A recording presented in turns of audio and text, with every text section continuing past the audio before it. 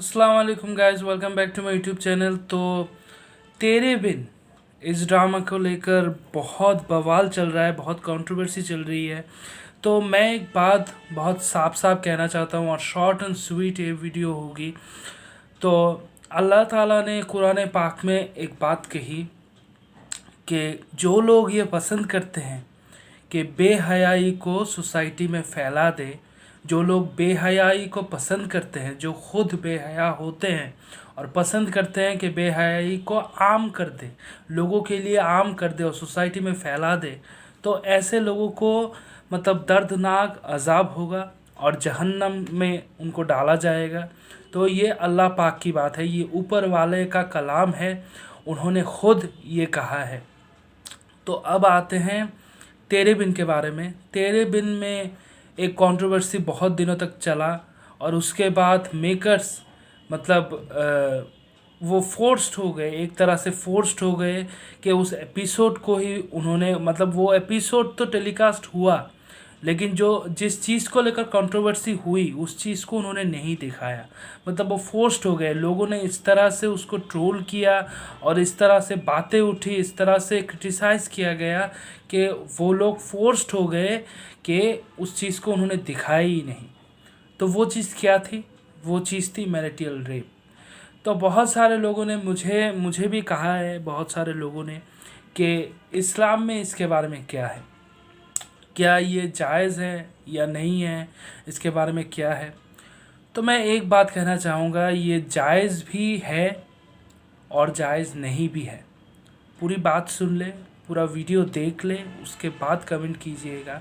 क्योंकि लोग अक्सर जो होते हैं, चाहे वो हिंदू हो, चाहे वो मतलब क्रिश्चियन हो, चाहे वो बौद्ध हो, चाहे वो जो भी हो, मतलब इस्लाम की जहाँ पर बात आ जाती है पूरी बात ना सुनकर ही लोग कमेंट करने लग जाते हैं। तो पूरा वीडियो देखें, उसके बाद कमेंट करें। इसकी मतलब इसका इजाज़त है भी और नहीं भी। तो अब बहुत सारे लोग आएंगे और कहेंगे कि ये तो बहुत ही डिप्लोमेटिक आंसर हो गया। बिल्कुल भी डिप्लोमेटिक नहीं है। इसका बहुत ही सरल जवाब है इस्लाम में कि जब एक मर्द और औरत निकाह में बन जाते हैं, जब उनके बीच में निकाह हो जाता है, निकाह का मतलब क्या है? निकाह एक तरह से एक एग्रीमेंट है।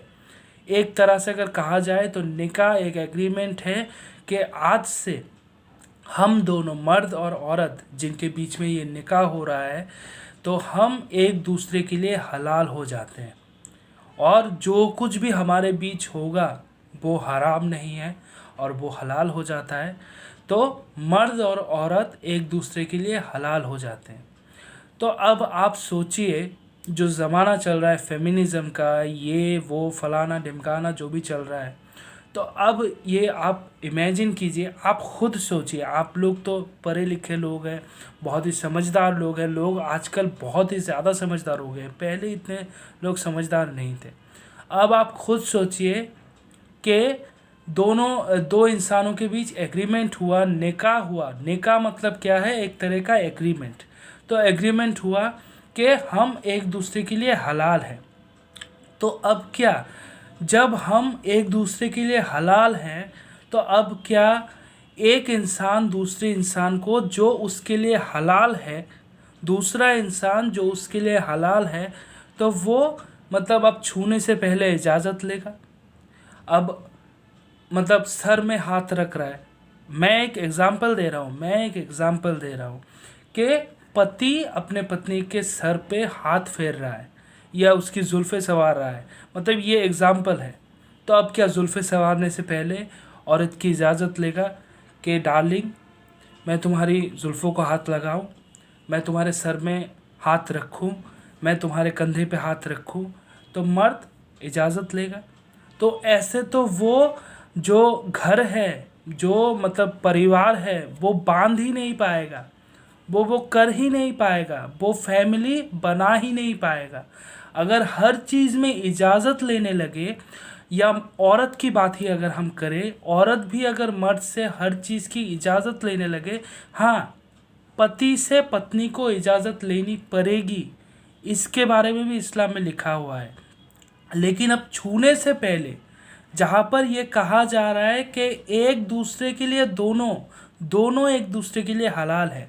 तो जहाँ पर दोनों एक दूसरे के लिए हलाल है, वहाँ पर अगर मर्द औरत से छूने से पहले इजाज़त ले या औरत मर्द को छूने से पहले इजाज़त ले, ये दोनों की ज़रूरत है और ये दोनों का हक है और दोनों को दोनों का हक देना ही पड़ेगा। अगर आप एक दूसरे को अपना हक नहीं दोगे, उसके लिए भी क़यामत के दिन सवालात होंगे, उसके लिए भी अज़ाब होगा। I am sorry. तो कहने का मतलब ये है कि ये हलाल, ये इसकी इजाज़त है भी और नहीं भी। दूसरी बात ये, अब हराम क्या क्या है, इसमें हराम क्या क्या है, ये तो साफ हो गई बात कि एक दूसरे के लिए दोनों हलाल हैं और एक दूसरे के बीच में कुछ भी हो सकता है, इसकी इजाज़त कुरान पाक में है। क्योंकि पति और पत्नी निकाह के द्वारा एक दूसरे के लिए वो हलाल हो चुके हैं। तो अब उनके बीच में कुछ भी हो, इजाज़त की यहाँ पर बात नहीं आती। एक दूसरे को छूने के लिए, एक दूसरे को टच करने के लिए इजाज़त की बात यहाँ पर वो सवाल ही पैदा नहीं होता, वो सवाल की ज़रूरत ही नहीं होती। ये नए दौर के पैतरे हैं और कुछ भी नहीं है। ये नए दौर के पैतरे हैं और कुछ भी नहीं है। ये बात साफ साफ आप लोग जान लो, अपने दिमाग में ये बात घुसा लो, समझ लो इस बात को। तो ये नए ज़माने के पैतरे हैं और कुछ भी नहीं है। दूसरी बात, अब हराम क्या क्या है। हराम ये है, जो औरतों के मसले हैं, ये हया के ख़िलाफ़ है बात, लेकिन फिर भी क्योंकि मैं वीडियो बना रहा हूँ तो मैं तो ये कहना मेरा फ़र्ज़ है, इसलिए मैं कह रहा हूँ हया के ख़िलाफ़ है ये। लेकिन फिर भी मैं कह रहा हूँ, जो हर महीने एक औरत का जो एक होता है, एक साइकिल जो होता है हर महीने, तो उस दौरान जब उसका एक औरत का वो चल रहा है, हर महीने जो होता है औरतों का एक साइकिल, एक होता है मेंस, जिसे कहते हैं मेंस, वो जब हो रहा है, हर महीने जब होता है, उस दौरान उसके साथ लव मेकिंग करना या उसके साथ हम बिस्तरी करना, उसके साथ ये करना, उस दौरान ये करना अगर पति करे, अगर शौहर करे, तो ये बिल्कुल ही हराम है।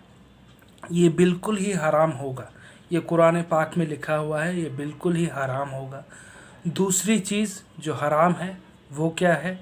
दूसरी चीज़ हराम है, अगर आपका शौहर अच्छी तरह से सुन ले ये बात, अच्छी तरह से सुन ली ये बात, अगर आपका पति या आपका शौहर लव मेकिंग के दौरान, क्योंकि बहुत जाहिल लोग, बहुत गवार और जाहिल लोग ऐसे भी हैं जो लव मेकिंग के दौरान अपनी पत्नी के ऊपर तशद्दुद करते हैं, अपनी पत्नी के ऊपर मतलब जानवरों सा सलूक करते हैं। उनका स्टाइल ही वो होता है, ठीक है। वो ये समझते हैं कि ये मेरा स्टाइल है, मैं तो ऐसे ही करूँगा, ठीक है। मैं साफ साफ कह रहा हूँ, मैं थोड़ा सा हया को भूल के ही मैं कह रहा हूँ। तो इसको लेकर फिर कमेंट मत कर देना कि ये तू कैसे कह रहा है। मैं आप लोगों को समझाना चाहता हूँ, इसलिए मैं खोल के बता रहा हूँ, तो आप लोग समझने के लिए समझो। कमेंट में गाली देने के लिए मत समझो, समझने के लिए मैं इस तरह से कह रहा हूँ। जो पति अपनी पत्नी के ऊपर लव मेकिंग के दौरान, मतलब उसका वो ये समझता है, खुदा ये नहीं समझता, ऊपर वाला ये नहीं समझता, वो घटिया इंसान ये समझता है कि यही मेरा स्टाइल है कि मैं लव मेकिंग के दौरान तशद्दुद करूं औरत के ऊपर, लव मेकिंग के दौरान उसके ऊपर टॉर्चर करूं, उसके ऊपर जानवरों सा सलूक करूं लव मेकिंग के दौरान, और यही मेरा स्टाइल है। मतलब उसको ऐसा लगता है कि यही मेरा स्टाइल है और मैं तो यही करूँगा। तो वो बिल्कुल ही हराम है।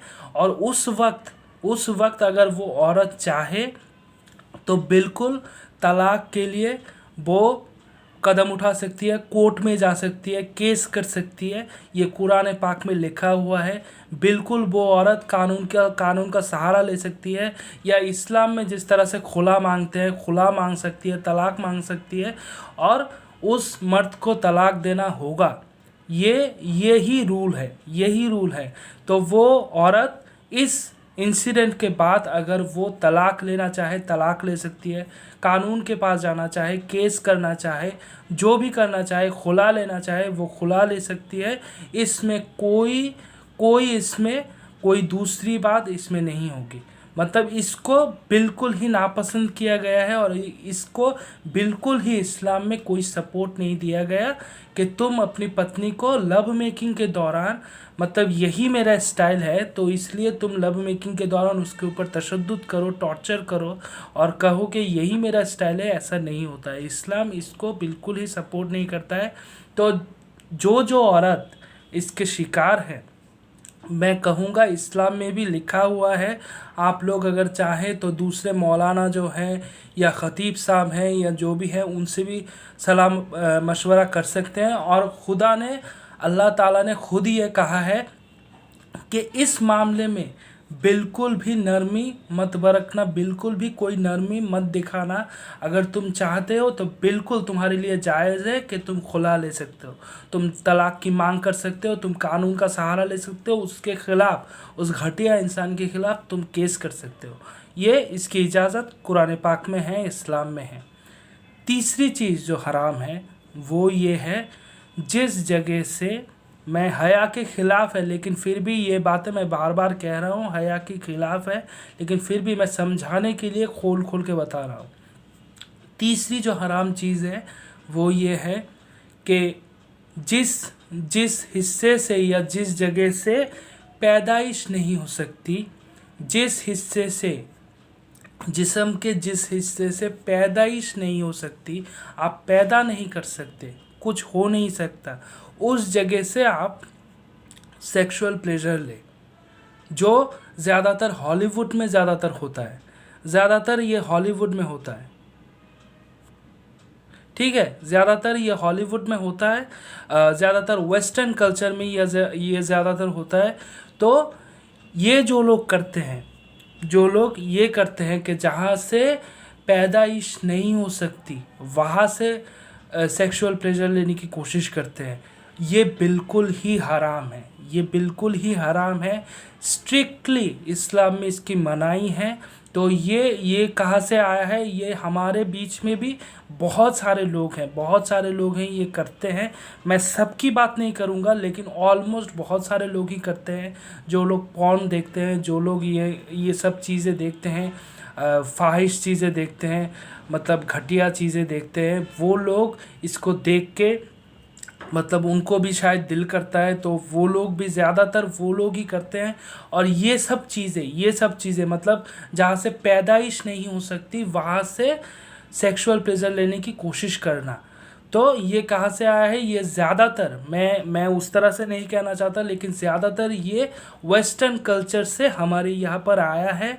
और हमारे लोग भी इसमें, मतलब इसमें ये लोग भी इनको आदत बना रहे हैं, इन सारी चीज़ों को, इन सारी घटिया चीज़ों को हमारे लोग भी आदत बना रहे हैं और हमारे कल्चर में ये ढालने की कोशिश कर रहे हैं। तो ये बेसिकली ये वेस्टर्न कल्चर से आया है हमारे यहाँ। तो ये इस्लाम में बिल्कुल ही हराम है और इस्लाम में इसकी कोई इजाज़त नहीं है और स्ट्रिक्टली इसकी मनाही है।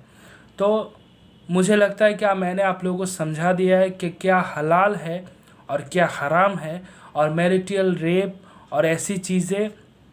और जैसा कि मैंने पहले हदीस में भी, पहले जो लाइन मैंने वीडियो के शुरू में ही कहा है कि जो लोग ये पसंद करते हैं, देखो ये मैरिटल रेप, ये अफेयर, ये डिवोर्स, ये सारी जो चीज़ें आप एक कहानी दिखाने के नाम पर, अब जब आप इन ड्रामा वालों से, ये सीरियल वालों से, फिल्मों वालों से जब आप पूछेंगे इसके बारे में, क्या आप लोग ऐसी चीज़ें, ऐसी बेशर्मी की चीज़ें, बेहया की चीज़ें आप लोग क्यों दिखाते हो, तो ये लोग कहेंगे कि यार हम तो कहानी बता रहे हैं, हम तो एक स्टोरी दिखा रहे हैं, आप लोग इसको सीरियस ले रहे हैं। जैसा कि उन्होंने कहा भी, तेरे बिन के मेकर्स ने, तेरे बिन के राइटर ने ऐसा उन्होंने कहा भी कि ये तो एक कहानी है, आप लोग इसको इतना सीरियस मत लो। अरे तुम घटिया चीज़ें दिखाओगे तो लोग तो ट्रोल करेंगे ही, क्योंकि लोगों को तो समझ में नहीं आ रहा है। तो तुम ऐसी, मतलब मेरे पास तुम हो, तेरे बिन, और भी ऐसी बहुत सारी ड्रामास अब बन रही है पाकिस्तान में भी और बहुत सारे खित्तों में भी, बहुत सारे अदर कंट्रीज़ में भी ऐसी बहुत सारी ड्रामास बन रही हैं जहाँ पर ऐसी फाहियाश और ऐसी बेशर्मी की, ऐसी बेहयाई की चीज़ें दिखाई जा रही है। तो इनको बिल्कुल भी कोई सपोर्ट ना दे। जैसे कि मुझे पता है कि तेरे बिन के बहुत ज़्यादा फॉलोअर्स हैं और बहुत ज़्यादा फैंस हैं, तो मैं ऐसा कहूँगा कि मेरे भाइयों और बहनों, ऐसी घटिया चीज़ों को और ऐसी घटिया ड्रामास को बिल्कुल भी कोई सपोर्ट ना करे। आपको एक कपल अच्छा लगता है, वो अच्छी बात है। जब वो कपल कोई अच्छा ड्रामा लेके आएगी, एक अच्छी कहानी लेके आएगी, तब आप देखो। ठीक है, ठीक है, इस्लाम में इसकी भी मनाही है, इसकी भी मनाही है, क्योंकि शैतान का बख्शा है वो जो टेलीविज़न है, वो जो ऑनलाइन है, वो जो कुछ भी है, वो एक शैतान का ही एक वसवसा है, तो उसकी मनाही है। लेकिन बावजूद उसकी भी मैं कहूँगा, अगर देखना है तो देखो, लेकिन अच्छी चीज़ें देखो, ऐसी घटिया चीज़ें मत देखो। आपके फेवरेट एक्टर एक्ट्रेसेस हैं, इसलिए घटिया चीज़ें देखोगे, मत देखो। अल्लाह का अज़ाब मिलेगा, और अल्लाह बहुत भयंकर अज़ाब देने वाला है। तो जैसा कि मैंने वीडियो के शुरू में ही कहा है कि कुरान पाक में ये साफ साफ लिखा हुआ है कि जो लोग ये पसंद करते हैं कि समाज में, सोसाइटी में बेहयाई को, बेशर्मी को आम कर दे और लोगों के लिए मतलब सहज कर दे, उन लोगों को बहुत दर्दनाक अज़ाब मिलने वाला है, और उनके लिए बहुत दर्दनाक अज़ाब वेट कर रहा है। मतलब जो इस दुनिया के बाद जो दुनिया है, जो क़यामत के बाद जो दुनिया है, वहाँ पर उनके लिए, उन सब लोगों के लिए जिन्होंने बेहयाई और बेशर्मी की बातों को लोगों में आम कर दिया, लोगों के लिए सहज कर दिया, लोगों के बीच में ज़ाहिर कर दिया, उन लोगों के लिए दर्दनाक अज़ाब है क़यामत के दिन। तो ये साफ साफ कुरान पाक में लिखा हुआ है। तो ये जो ड्रामा वाले हैं, ये जो फिल्में वाले हैं, इनको तो भाई अज़ाब होने ही वाले हैं। तो मैं इनके बारे में ज़्यादा बात करना नहीं चाहूँगा, यहीं पर वीडियो को ख़त्म कर